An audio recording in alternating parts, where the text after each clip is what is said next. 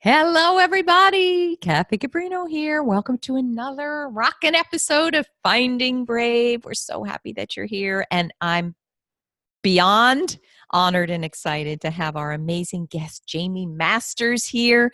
You know, folks, I always love to tell a little story about how I know a person or how we got connected. But in this case, I really have to share. Jaime is a master, literally, in helping. Your website is Eventual Millionaire, but you're helping people scale, from 6 to 7 figures and higher. And I want to tell you, I've had 2 conversations with Jaime, and I have implemented so many ideas, Jaime, that work, that really work. And I can't wait to talk about how to build your business, how to become a millionaire through your business.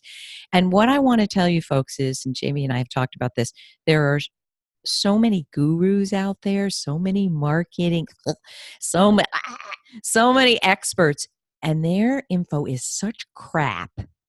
Maybe that'll get bleeped out. I don't know, but and I want to maybe even start with that, but I've got to read you Jaime's bio because it's so impressive. But it's so wrong. It's so misguided what we hear. It's so cookie cutter. It's often so about how that person can make money from you while they're not guaranteeing, we can't make guarantees, but while they're not actually helping you make the money that you want. And I also want to talk about the energy of money and how, I don't know, everything I get from Jaime, there's such a generosity in the vein of how do we make more money. So, hang on to your seat. Here we go. How to make $1 million doing the work you love, the heartfelt work you love. So thank you, Jaime. Thank you so much. All right. Thank you so much for having me. Oh, I'm so excited. So, folks, here's Jaime. Jaime Masters has been featured on Yahoo's homepage 6 times and in Inc. Entrepreneur and Business Insider. She's been a top business coach for over 10 years and has helped hundreds of 6- and 7-figure entrepreneurs and business owners optimize every area of their business.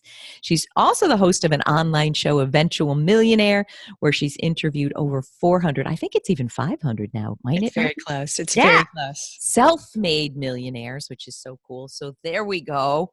Let's jump in. What of everything I just said, Jaime, what do you want to riff on? Can you tell me why there is so much terrible advice about how to make $1 million? What's going on? I have so many opinions on this as a side note. One of the reasons why I started interviewing millionaires is because I wanted to get the information from people that were actually in the business, not just the people writing the books about the business. Now, don't get me wrong. That's great too, right? And one thing that I found after going through, it's been a lot of millionaire interviews. And I'm very grateful that after many of them at the very beginning, people offered to help me, right? I know, right? Number one, that's really generous. Thank you very much. What I found, though, which I did not think would be an issue, is that their perspective on what I should do was completely skewed based on what they thought was right for me. Oh. Yeah. So, right? So the guy that was a speaker was like, you should be doing $25,000 speaking gigs. Let me tell you what to do. You should do this. You should do that. You should do this, right? Then I talked to somebody else and they're like, no, speaking, no, that's time for money. No, you don't want to do that. What you want to do is right? So when I first started and I got in here, I was like, I don't know what to do. Everybody kept changing my course, right? And so part of it to me is that they think because there's one way to do it. They did it this way. They're just showing and showing the world how it works for them. And sometimes they can get people to do it too. So don't get me wrong. I'm not saying that everybody's a scammer. There's a lot of scammers out there for sure. But even the people that kind of think that they're doing the right thing, it's not, like you said, a cookie cutter thing. What I ended up doing in that situation, by the way, was creating a board of mentors. So I got 5 guys that could actually get on a phone together and tell me one way to go for me that would be best for me, because I was getting so many piecemeal little systems that were supposed to work and it didn't feel like any of them actually worked for me. Does that make sense? Yes. And I want to riff on that for a second. You had mentioned some of your team are becoming coaches or you're learning coaching.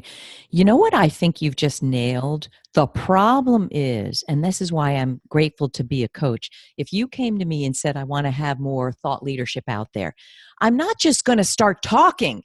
I'm going to ask you, what is it that you like to do? Do you like to write? Is it YouTube? Is it video? I mean, not everybody can have a Forbes blog with 32 million views. And if I were to say, start doing that, I wouldn't be listening to you. Do A you million think that's, Yes. do you Yeah. think You don't that's even what's have to going? answer the question. Yes. A million times yes.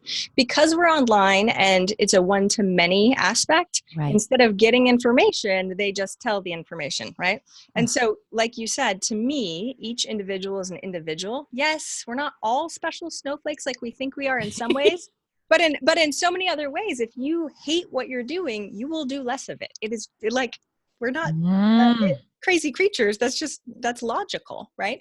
And so to me, I do the exact same thing as you. I go, who are we working with right now? We have them for my clients, run them through different tests and assessments so I can understand them. Sometimes they don't even understand themselves. I remember when I first started, I didn't even know I loved interviewing. I never in high school would have ever picked like I'd interview millionaires in my life. I was an art major Wow. first, Wow. and then I switched to computers. Are you an introvert too? Or I'm in the middle. you're an ambivert?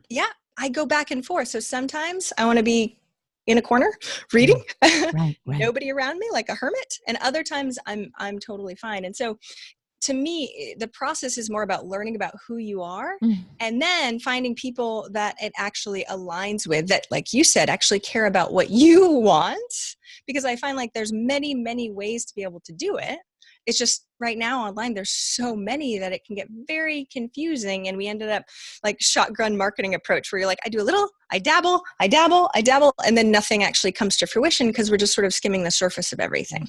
I wish I'd talked to you 10 years ago. I'm telling you. I want to dimensionalize what you're saying so people understand. And a lot of you are coaches or would-be coaches or private practitioners or therapists who listen to this. I want to tell you how it looks when it goes badly. Briefly, I realized that one of my sweet spot swim lanes is one-on-one work. But if you're only doing that's how I almost lost everything, because it's exhausting to fill the pipeline. You can't fill the pipeline. And I didn't really want to only do one-on-one work. But what literally more than 5 gurus told me is, if you really want to make $1 million, you're going to have to move away from needing to be present to be successful. And I interpreted that in the wrong way. I do believe there are millionaires who are somewhat present with 1,000 people on a call, and they're making millions. So I just interpreted it incorrectly, that I've got to offer passive income stuff, which is great, but it doesn't work as well for me, because I do in some ways want to touch and feel what my people are going through so that I can help. Do you have anything to say about that, Jamie? Does it make sense? You were like me. And what's so funny is I'm going to dinner tonight with actually one of the guys that I interviewed. His name's Robert Hamilton. He wrote a book called The Millionaire Master Plan, but he also has an assessment. We were just talking about assessments. Wow. And so what's interesting, I literally right before this call, I was listening to the assessment of what he did. And I had taken it a long time ago. I'm apparently a star. I think you might be similar, right? I know, it's a great title, but not great with the details, right? Love being around people, really feel like you're good at that and connection, right? Yeah. Right? It is. And I want more and more. And like you said, it's very hard to scale yourself unless you do groups, unless you do this, unless you do that. And it's so interesting because when he's going through his list, it's less about you trying to do all the things, right? And it's more about having the people on your team to supplement, right? Gosh, that's I know you don't want to hear this, right? No, Nobody wants to hear it. They're like, true. no. But we just had my right hand, Leilani, who you have met too. So wonderful. She's so wonderful. She is and this is just terminology. You can get the book, and I think there's a free assessment online, but she's a Lord. So she actually does the details. It doesn't matter. We call them owner. I'm the owner. She's the operator. But you're trying to figure out what your strengths are, and then aligning it based on that. Because if you feel like you have a need for connection, as soon as you drop all connection, you're going to not like your business anymore, right? So, and then you're like, well, now now it's not even worth being a millionaire. I'd rather have a job that makes me more money that I could save more, that I actually enjoy doing, right? Which is sad too, because you have the control over your own business and what you do. But it just gets very muddled when, especially, we're trying to see the label and you're in the bottle, right? And everybody else is giving you advice and you're like, I don't know what's right for me. And I love that. I have, since we first spoke, I have hired a right-hand person. And all I can tell you, people, is for the first time in 10 years, I could breathe more deeply and more. I'm like, oh, and I realized just even yesterday, having a right-hand person that can be your front-facing experience also lets you be in your genius zone. So I was confused because part of what I've given her to do was connecting with everybody who reaches out to me. Well, that is exhausting. So I think that another piece is, if you love what you're doing, but you're doing so too much of it, you're not going to love it anymore. Right? Well, So I think a lot of us who love that personal connection don't hire the help they need soon enough. totally. Well, a million times, yes. I have this conversation over and over and over again because it's scary to hire somebody. I mean, just and it's a lot of passion. work. It's to onboard somebody, you want to poke your Yes. eye out. It's Yeah, like, to good hire Lord. somebody that's actually good when you don't have a skill set in hiring. Like as an entrepreneur, you're expected to know everything, right? And HR and finance and right?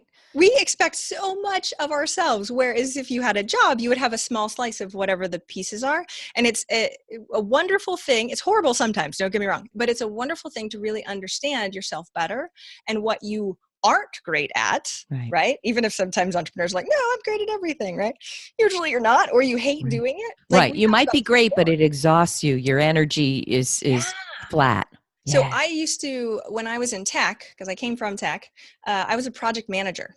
Now, again, I told you right before that I hate details. Now, I can do them. I was a programmer also. And I when I put my mind to something, I am like a pit bull, I will not let it go. But oh my gosh, I hated my job. I'd come home and be like, okay. And everyone was praising me. And I was just like, I can't do this the rest of my life. I had what I called a quarter life crisis. I was making $100,000 at 24 going, I hate my life already. Is this what I really went to school for? Right. Which also sucks. Again, not horrible because I did have assets and stuff like that, but I was also in $70,000 in debt because I was also done with money at the beginning. Hence the reason why the Eventual Millionaire stuff, right? So to me, really understanding what I was best at, I didn't even understand any of that until I actually got into my own business, which is sad. I wish we taught this stuff in schools, right? Well, this is my world, working with 15,000 professional women, and their biggest power gap is not recognizing their talents, abilities, and accomplishments. That's gap number one of women in the world, I really believe. Oh, all right. Now let's go into, since you've interviewed so many, you've helped so many millionaires or eventual millionaires, what would you say is the biggest thing that differentiates someone who has the potential to earn that in their business and someone who isn't going to? What is it? So there's a handful, right? There's a few, and we can talk about a couple of them. There's a couple of them. But one of the ones that I think is most important, and this is kind of what we were talking about before, where we were dabblers, committing 100%. And with a no matter what attitude, what we get caught up in as humans in general is, how am I going to do all of it, right? And there's no way you can plan from A to Z. You just, no offense, like when things change, everything happens. Like if you're on a road trip and there's an accident, you might be detoured, and that's just sort of the way that life is. You don't understand completely exactly the route unless you start getting there, right? And so as you start going through that, you'll start to understand what works a little bit better. But if you don't have that commitment and you jump from track to track, right? Oh, wait, I'm going to drive to Chicago. Oh, wait, I'm going to drive to California. So you start driving this way and then you're like, never mind, I'm going to turn around and go over here. Oh, never mind, right? And I'm not saying don't go with the flow in some things, but it's the commitment, that relentless commitment to no matter what. I'm going to figure this out no matter what. Even if I figure out that this is completely not for me and I do need to change tracks, that's fine. But it's 100% going, what am I going to do to get to that end result? So if it is finding work that you absolutely love, right? The only way that you're going to go is if you keep committing to that number one goal. Can I throw something out and see what you think of this? I'm going to be on another podcast talking about a secret to success, and I want to make something clear. A lot of people talk about, if you have a plan B, then you're never going to get to your plan A. And I have a thought about this. When you say 100% commitment, I want to tell you what I think about that. Tell me if you agree. When I was starting my coaching business after leaving corporate and becoming a therapist, I wasn't making enough money. We almost lost our house, almost foreclosed, mitigated that, thank God. I was committed 100% that I was never going to go back to corporate full time. I mean, I would have given my life to assert that statement. Mm-hmm. However, what I see in people is denial. So when you're not making enough money Mm-hmm. and you don't have enough money to fund growth, you better damn well do something. If you're Yep. using your credit card to buy groceries, which I Yep. was, and pay rent, you're screwed.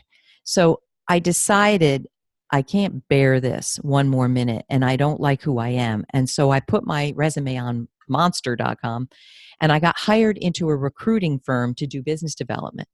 I want to tell you, I did not like it, hated it.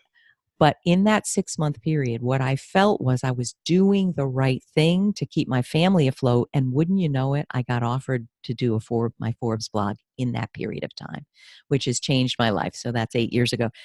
So I want people to understand that commitment 100% doesn't mean you're going to have to go bankrupt, that you don't change direction, that you don't pivot, and that you don't do what's necessary to feed your family. Tell me what you think of that. Exactly what you're saying. So to me, especially when we're dealing with anything that has to be with pain, right? You're like, oh, so much pain. Which one's more? The pain of having no money and all this stuff, or is the pain of not having the work that you love? Well, we can supplement and change around. And what I think is so important is that it's not a timeline thing, right? Yeah. It's a commitment to a life, not a timeline. Right. So just because 6 months or whatever, I was willing to go back to work after. I was like, I'll quit. And if it doesn't work out for me, I'm going to Home Depot. I'll work there. I don't really care. Doesn't matter to me, right? As long as I felt like I was doing the path that I thought I should be doing, no matter what happened. To the path, people. Yes. And that might look very different from what you've attached in your mind that it should look like. Expectations are horrible for me, and most people also, right? But it's supposed to be like this. I was told that if I go to school, then I'm supposed to get a great job, which I did. You're supposed to like it, right? Like and then you just live happily ever. No, I mean, that's the tough thing is that because we are especially sold a lot of dreams online about the expectations of what it's supposed to be like. And I think this is part of the trouble with the people that don't understand what they're doing when they use marketing psychology to sell a dream that is a wonderful dream. Don't get me wrong. They don't explain and copywriting, they tell you not to tell them how hard it's going to be on the path, right? And so to me, we're setting ourselves up for expectation and an easy path. And to me, it's not about that. It's about the commitment to that path. It's going to be hard. Like, it's not necessarily going to be the easiest thing in your life. Anything that's really, really worthwhile has challenges, no matter what it is. Millionaires have challenges. We are humans. Humans have challenges. Right. In whatever so love area. it. And I'm with you, like on my Amazing Career Project course, they say, don't say that it's hard, sell them a dream. I'm not going to do that because when you get into my course, when the hard work comes, you're going to be shocked and you're going to feel, what the heck is this? So I only want people who understand it's hard work. Well, and teaching them how to mitigate what that looks like, because not being motivated, not being inspired also sucks, but it can be hard and we can still be inspired, right? And we can beautiful. There's a tweetable. Yeah, we can use tool. I have to do this too. I have a whole bunch of YouTube videos on the day I'm not feeling great. I have to go meditate. I have to watch one of those pumped up, awesome videos. And I'm like, okay, great.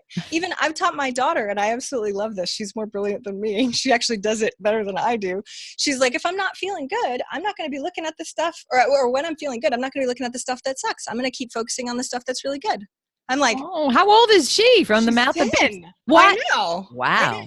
I know. I'm like, you're brilliant. Okay, good reminder. Thanks. Right? But it's true for all of us. Team in 20 years, 10 years. She listens to my podcast every night. I will hire her as soon as. So she's a stubborn entrepreneur like me, though, so maybe not. But she has her own dreams. Thanks, Mom. Having the reflection, though, that it is about where we are in the moment, instead of, I am an overachiever, and I thought it was about all of the external achievements. Metrics, right. Yeah. I've been on Yahoo's homepage 6 times, right? And so the first time, I thought it was the coolest thing ever. I had people from high school being like, wow, you're somebody, right? My website went down. We sold nothing. Like, it wasn't what I thought it was. I feel the same way. Years, the first time I was on Yahoo, I was talked about the 5 biggest mistakes you have in your mind about your career. I got my ass kicked. I mean, out of 142 comments, 140 of them were like, right, they're so mean. So mean. And I thought I made it here. Right. Thank you, universe. There's lessons in that. All right. No, actually, I want to just say one other thing to that Please. too, and that to me, this was the big point that I was making at the beginning with the board of mentors. You don't want to be taking advice from anybody that doesn't have your best interest at heart. So those commenters, and I had to learn this lesson the hard way too, because I started to read those comments. Oh, this is great. These are Oh, like wow. core issues, right? Bringing up So everything. hard. And it has been a habit to try and protect myself from that, because we if we let in too much from the people that don't care, like Brene Brown talks about, the people that are outside of the Oh, I arena, love it. that quote. The best quote. Yeah, that was my quote on my wall, actually, and I don't think I've told anyone this, when I was little. So I painted that quote on Really? my That's wall. I Theodore was Roosevelt, isn't it? Yes. Yep. I was a dork when I was little, but I was a field hockey Wow. player, and I was like, you got to be in the ring with the blood and the sweat, right? And so to me, I didn't actually get it though. I mean, it was on my wall No. when I was like Why 10, would we but we wouldn't right, know I didn't get it. what's gonna hit us later. But every time I have that negative reaction to like comments, and I'm getting better. I'm not perfect at this, but Yeah. that I mean, we're self-awareness. still people. Yeah, that self-awareness of going, oh, that's not in my best interest. Oh, I shouldn't let that in, has been phenomenal for That's me. a wonderful tip. Wonderful tip. All right, now can we talk about, so I do want to talk about the energy of money for a minute. Can we? Definitely. Um, because I'm a trained therapist and have gone through money issues myself and continue to, I really feel that everybody has a specific relationship with money. And the vast majority of people I meet need to heal their relationship with money.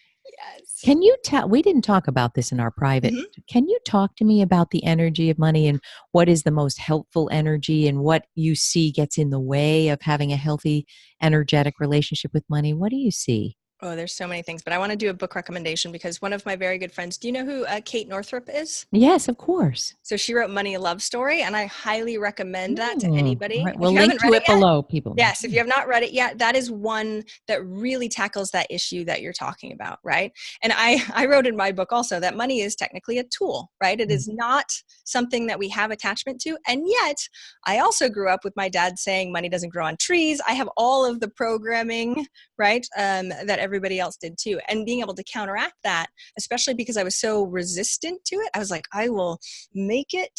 So that's why I went Mm, after a job I hated, right? I was right. like, because Same for me. I Same will for me. not be, and my parents, I mean, my mom's a Mm. secretary. She makes $20,000 a year, right? My dad is retired now. He's always hated his job. They will never take business advice from me ever. But I've tried. So Yeah. like coming from a small town in Maine that saw that, I was just trying to get away from that. Right. And so what's Mm. interesting though, is you don't understand that the pre-programming that's going on in you is, I mean, we're like an operating system. So Right. it's just bringing up those thoughts, Right. right? Even if you think you're like, I want Right. more money, it doesn't Right. really happen that way. And And so if you're a reaction to something, you're still tied to that something. That's what people don't understand. You're not free of it. You're still reacting against it. well, Eh. I made $100,000 a year, and I was $70,000 in debt and had a Right. $250,000 mortgage at 24. Ah, Because, I've got money now. Yay. right. Oh, wait, now I painted myself in a corner and I can't do anything. Awesome. I can't quit my job. My husband at the time was a professional juggler and didn't have health insurance or anything. I was like, I can't quit ever now. I've just screwed my entire life. Right. Right. Right. But it was because I was sort of I like to say, don't let your money control you. You have to control your money. Right. I love And it. I didn't even want to look at it. I knew as long as I just made more, I didn't even want to look at the numbers. And there was so much resistance. So Oh my Kate's book, God. and I had gone through a lot of my money issues before Kate's book, but Kate's book is amazing. And Oh, wonderful. She's Christiane Northrup's daughter, no? yes, she is. Yes. She's I from love. Maine also. I know. Oh, I know. I connected with Christiane, but wow, I'm going to check it out immediately. Summer reading. Here we come. All right. Now, did we talk about, would you differentiate this talking about scaling? Okay, you've got yourself, and then maybe two other contractors, but now you really want to scale. You're making six figures and you want to go to seven. Are there any, tried and true things you need to tell us that we have to be careful of or make sure we focus on? How long do we have? I know. This will be So- a 10-year series, not a 30-minute well, it's show. an evolutionary process, right? As we're going through. But if somebody has one and then they have two contractors or something like that, like me and you were chatting about before, knowing how much time you have right? And what your worth is, which I know everybody's heard this before, but nobody really does it. I make my clients go through a time audit, and I can give the link. I'll put it on the landing page that we have for later. And it's no opt-in required. Like it has everything right there. Wow. It goes through it. And I make my clients, and they hate me for a little while. They love me later. They hate me for a while. To time track absolutely everything. Because when you actually look, just like you avoid looking at your money, you actually look at how you're spending your time and what it does give you energy and what takes away your energy, why you feel drained at the end of the day, right? When you start going over that, most of the stuff on your list is probably not a great fit for what you should be doing. Like we were talking about, maybe getting a right hand that is better at details if that's not your speciality. A lot of the people that are visionaries don't really have the detail-oriented skills. And now if you're detail-oriented, then you need somebody else on the back end that's maybe a better salesperson or whatever those pieces are. But what you're trying to do is finding the gaps in your team so that you can have somebody that complements you. Because if you don't have that, you're literally going to just be gritting your teeth trying to do stuff that you don't like to do anyway. And scale is very difficult when you hate half of the time that you're working. I love it. Right? I love it. And, there's a corollary I think you'd probably agree to. I'm now working with the firm Leverage that has some of the top, and it's getleverage.com, some of the top contractors in every field you can imagine.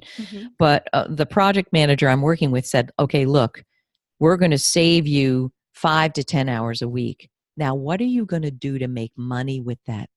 Hours. Right. And I thought, what a fantastic question.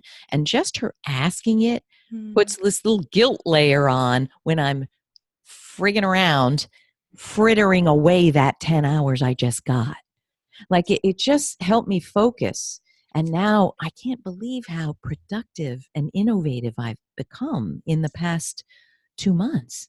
So what's so interesting to me is that, yes, it's scary to hire whoever you have, whether contractor or not contractor, employee, it's still scary because you've never done it before. It's so out of your comfort zone, right? And it's money. So it's usually cash flow and you're like, right? Right. You don't want to do it. Right? What's interesting though, just like with hiring a coach, and you know this, it's them putting skin in the game. So it's you going, oh, I actually do value my time more than $40 an hour or whatever you're paying them. And you have to go, oh crap, I'm losing money if I'm not actually making more than $40 an hour per those times. And it will make your focus be so much more laser-like on the stuff that most likely is out of your comfort zone, which, like we talked about in the article that you had written before, getting outside of your comfort zone over and over and over again. I know it sounds cliche, but that's what millionaires do. They keep going, okay, got to do the harder stuff. It can still be in flow. I'm not saying you absolutely hate every second of it. That's why it's out of your comfort zone. It's just that you've never done it before. So expanding like that and learning how to work with it evolves you as a person. So one of the things I like to say is imagine in your business right now, if you took any of the millionaires that I interviewed, whoever you would identify with the best that has the business that you would so love, and put their brain, maybe their brain and their heart in you, right? What would they do? And if you have a big, they wouldn't be doing this. They wouldn't be. And maybe one way you can sense it is literally, what is your emotion? What is your energy? What is your gut? What's your intuition saying? Are you sitting there mumbling, God, I hate this? For instance, I am involved in planning a retreat in Ireland, and I cannot wait. But I have to say the details of it, I don't ever want to do again. I have learned that, and I can't wait to get there, and I can't wait to be inspiring as the co-host with the wonderful Lorna Byrne, but the details are crushing. Yeah, for now. So, for now. But Exactly. Look what I learned in what is involved in running something like this, But I'm going to give you a little tip on that then too, because this makes you feel better, at least in the moment, and actually saves you time later. So when you're going through that stuff, because everybody has to do some of, no matter how big your team is, there's stuff that the owner's doing that they probably don't want to do also, right? Just because growth is an interesting thing. Right. When you're actually doing that thing, so let's say it's the planning for Ireland, start recording Loom videos, start recording the way you're thinking about doing it, like why you choose something. Standard operating procedure, best practices. Exactly. Because especially now when you're in it, let's say you hire somebody that can do it later, right? When you do it later, you're going to have to explain to them what you thought back last year when you were planning it, and it gets lost. You're like, I think it was like this, and I think I chose that. And if you just document it, and I hate writing things down, so that's why I say Loom videos. Like I make little quick videos and stuff to sort of go through my thought process. That way we can go, at least we have something And I feel like I'm saving myself time in the future. So even though I have to go through the grind, it's actually a better thing for you to understand how the whole process works, because you'll get what you want. Even though it's painful, you'll get exactly what you want because you're picking every single part. The tough thing when you get an employee is that they don't understand your brain yet. And that takes Oh, I a love bit of a this. transference, right? And you And know, so, I call that Noel Tishy, I think is a leadership guru, and he talks about your teachable point of view. You can't expect other people to know what you know about how you make decisions, how you make prioritization, how you say yes, how you say no, and why. So teach with these Loom videos. yes. It's beautiful. Oh, I I love have it. to I have to go a little bit farther on this piece too, because I do think that knowing what you're creating and when you're creating it, even if it's at the beginning, will just save you a million miles down the road. So one of the things that we do in our Mm. programs is my right hand actually teaches their right hands in their business. I work with the owner, she Wow. works with the operator, and we've been called a translation service because, just like you Wow. said, the owner sometimes goes, "Oh, but I want it like this," and then the owner comes back to me and goes, "Why? Why did they do a 20-page SOP on a thing that, like, I don't even understand?" Right? And a lot of the times it's because they might have come from corporate. They don't understand that we really have to prioritize things as owners. There's so Ah. many inconsistencies that the owner just assumes that people have, right? Mm. And imagine we're totally separate humans, and take in our perceptions can be vastly different of the same exact words, which is very, you see a car Oh, accident and it's there's so lots of different true. multiple views. So just make sure that you understand that there is going to be some lead time on what that is, and you're going to have to give them quite a bit. So even your project manager, I hope she gets you really, really well, but giving her more time so that way she can understand how you work will make in the long run way easier. And I did this not very well at first, and that's why I have to highlight it, because I would be like, oh, it's kind of like this, and I'm so quick and fast in my thought process, and I just sort of throw it, and my delegation was I'm not as good as relating. it should have been at the time, right? And they'd come back and I'd be like, that wasn't it at all, right? I'm okay, let's try it again, right? And it'd be a bounce back, and I felt like I was doing more work. I was like, I'll just do it myself, it'd be way faster. And that's what I hear from owners a lot, like, it's just easier, not even worth having contractors, I'll just make it up. If I could do graphic design, I'll do it myself, I can just see it.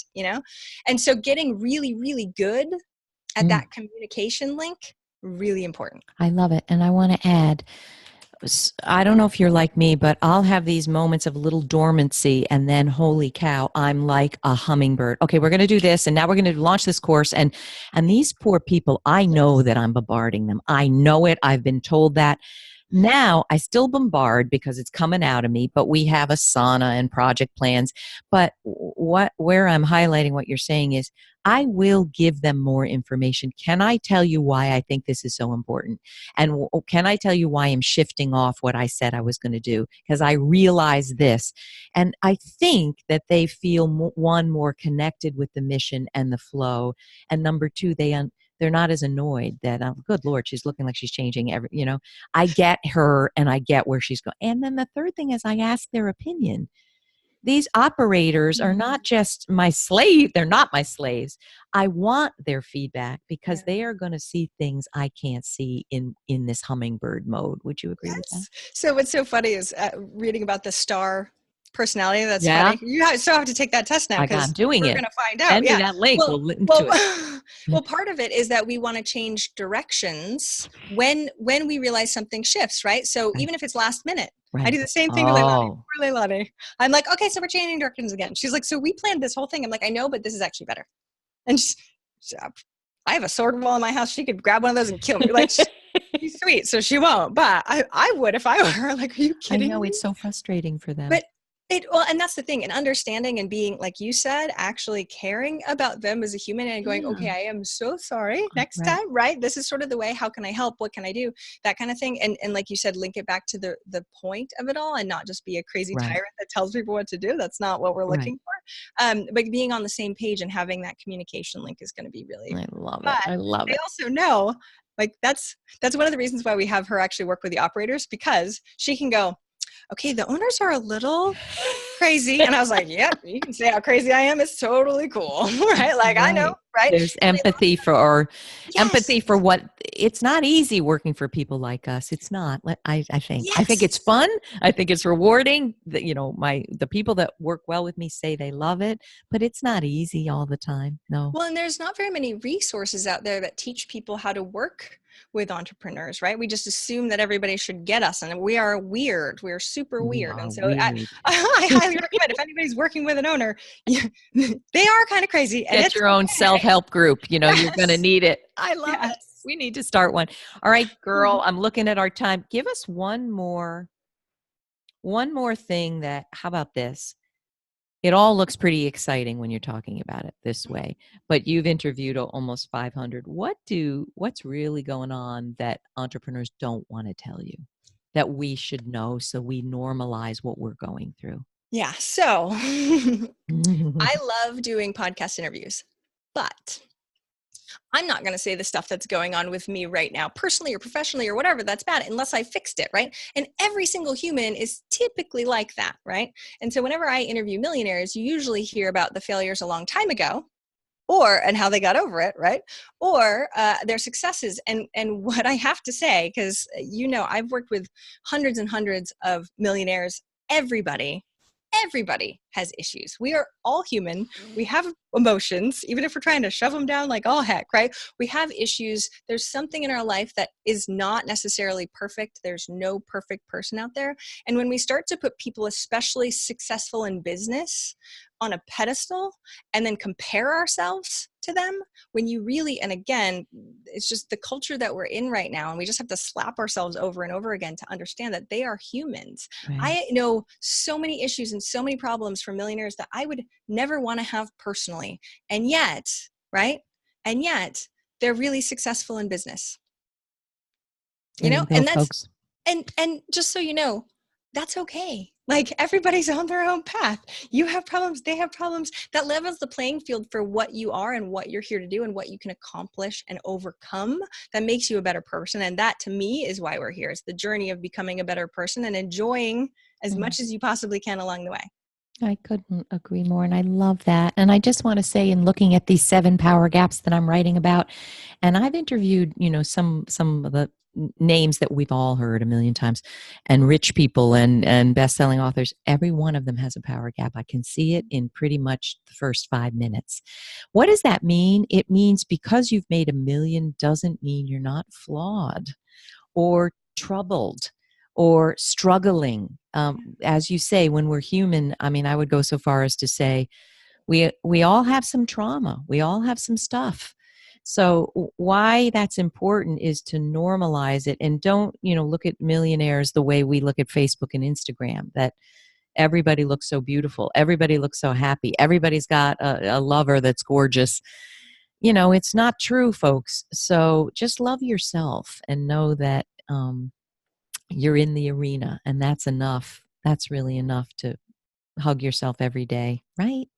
Yes, I'm sending out virtual hugs to absolutely everyone listening. So you get a hug from me too. Oh, good. All right, my dear, time's up, but where do we read more about you? What do we take from you? What do we learn? Courses, anything? Tell us. Where do we go? Well, if you go to eventualmillionaire.com/findingbrave for this, that's where the time audit will be. We'll also put up some other resources like the 3 Habits of Millionaires if you want to actually read a little bit more into depth on what's going on there, and any other resources that I think you guys might like. Oh, thank you for joining me. I feel so enlivened. Like, you tell the truth in a way that makes me excited to be more and do more. What a gift you have. Thank you for joining. Thank you. I'm honored. Thank you. And I'll talk to you soon about all my foibles and flaws and how you can fix them for me. Of course, like a magic bullet, right? Every time. Easy. Thank you so much, everybody. We can't wait to hear from you. I'm sure. Can people comment on your page? I know, of course, they can comment on mine. But comment on yours. I want to go look at it on your page. Okay, so have everybody engage in conversation. I'll hop over there. Oh, good. And I put these all over social media, and Jamie will be there too. So ask your questions. We'll do a follow-up even. Here's the top 10 questions we got. Please let us know how you found this. And we sure hope this is a big dose of Finding Brave. And on your entrepreneurial journey, love yourself. That's the biggest thing. Love and learn and embrace it. because it's pretty wonderful. All right, everybody, have a wonderful week. Thank you for being here, and we'll see you next time. And thank you again, Jaime. Thank you.